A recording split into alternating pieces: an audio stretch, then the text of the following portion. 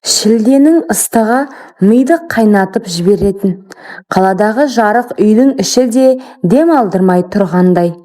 Күйеуім вахтада, 3 апта болды, бір хабар жоқ. Үйде енесіз келін боп, жалғыз тірлікке тыпырлап жүргенім өзіме ұнамай жүрген. Бірақ үндемедім. Қайынағам, күйеуімнің туған ағасы, жас, салмақты, үндемейтін. Бір үйде бір апта қонақтап қалды. Іс сапармен келіпті. Сол күндері менің де ішім пысты. Күйеуге шыққалы көп нәрседен махрұм қалдым.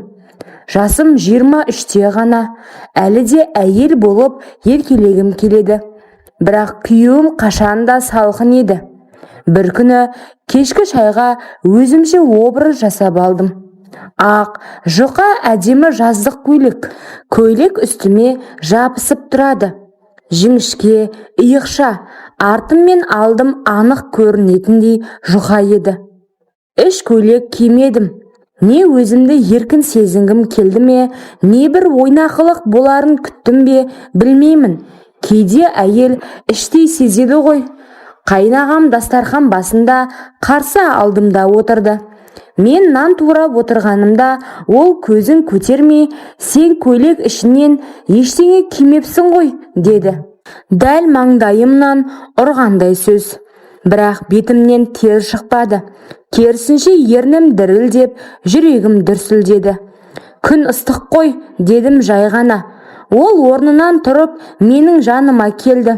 Екі алақанымен үстелдің шетінен ұстап, маған иіліп қарады. Қызық, бұрын сені бұлай көрмеппін, деді ақырын. Менің бойымды ыстық толқын басты. Көйлек беліме жапсып, алдыңғы қос жағымның ұшы көйлектен тікірейіп тұрғанын сезіп тұрдым. Мен орнымнан тұрайын деп ұмтылғанда, ол қолымнан ұстап, бүгін сен еркін жүріп келесің, маған осылай ұнайсың, деді. Сөзі менің санамды жаулап алды. Мен үндемедім. Тек иығымды сәл көтеріп, теріс бұрылдым. Артымнан көйлегімнің етегі желмен көтерілді. Ол менің артқы жағыма бір сәт үңіле қарап, демін ішіне тартып, тістеніп тұрды. Түнде өз бөлмеме кіріп жатып едім, терезе ашық, бөлме іші самалмен толып тұр. Бір сәт бөлме есігі сықырлады. Ол келді, бірақ есікті жаппады. Мен ұйықтап жатқандай болдым. Ол маған қарап біраз тұрды. Аяғының ұшымен келіп, жай ғана жанымдағы көрпені түзеткендей болды.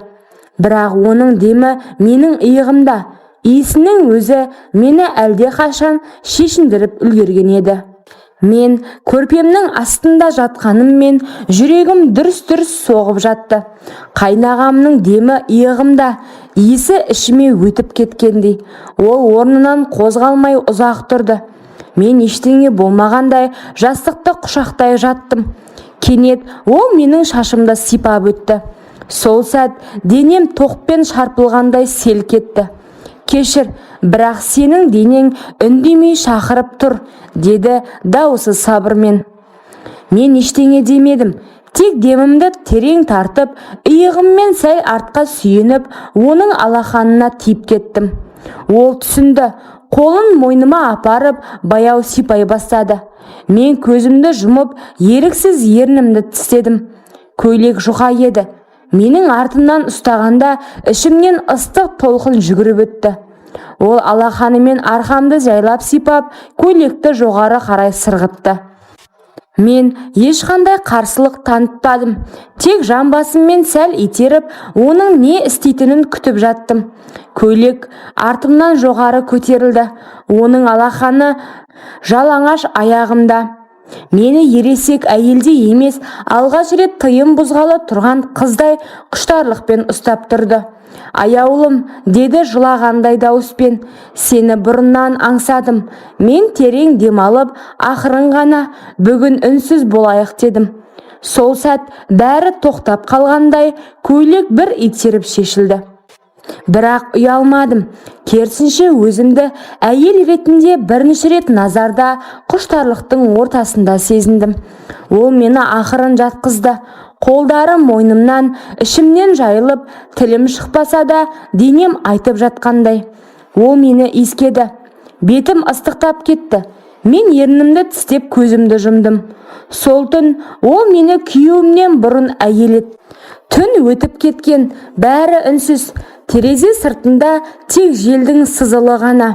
Мен жатын орында әлі де оның құшағының ыстығын сезіп жаттым. Көйлек жерге түсіп қалған, тәнім шаршағанмен жаным ояу.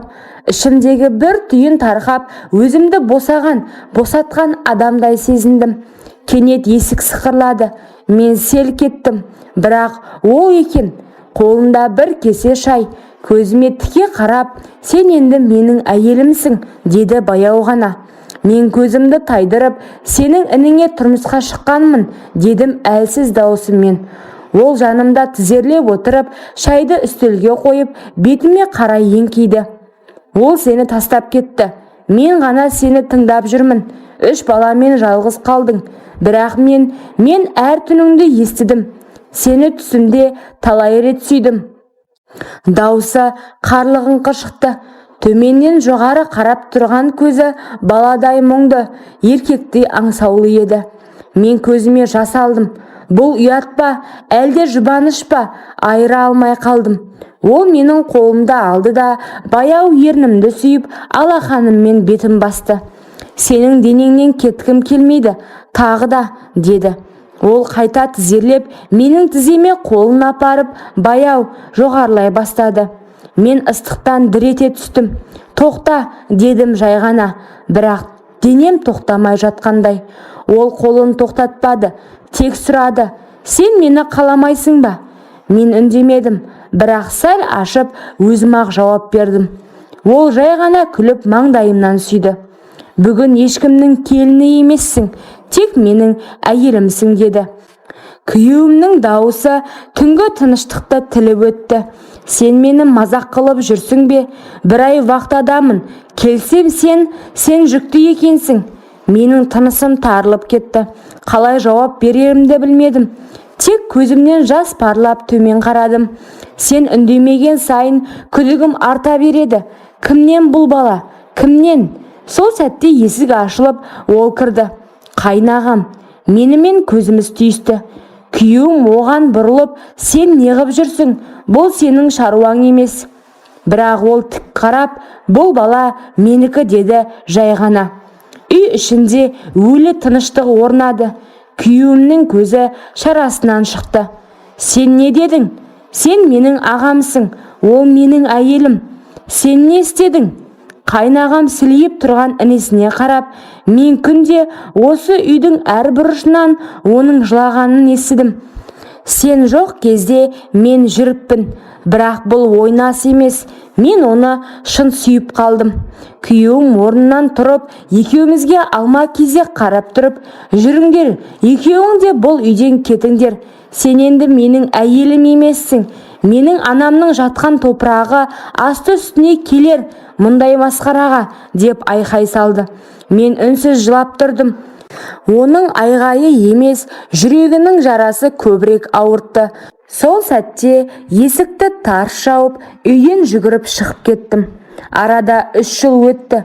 Қолымда 3 бала, кеудемде өткеннің салмағы. Қасымда ешкім жоқ. Күнде кешке балаларымды ойнатып, ұйықтатқан соң терезеге қарап ұзақ отырам. Ол екеуі де жоқ. Күйеуім мені кешірмеді, қайнағам хабарсыз кеткен.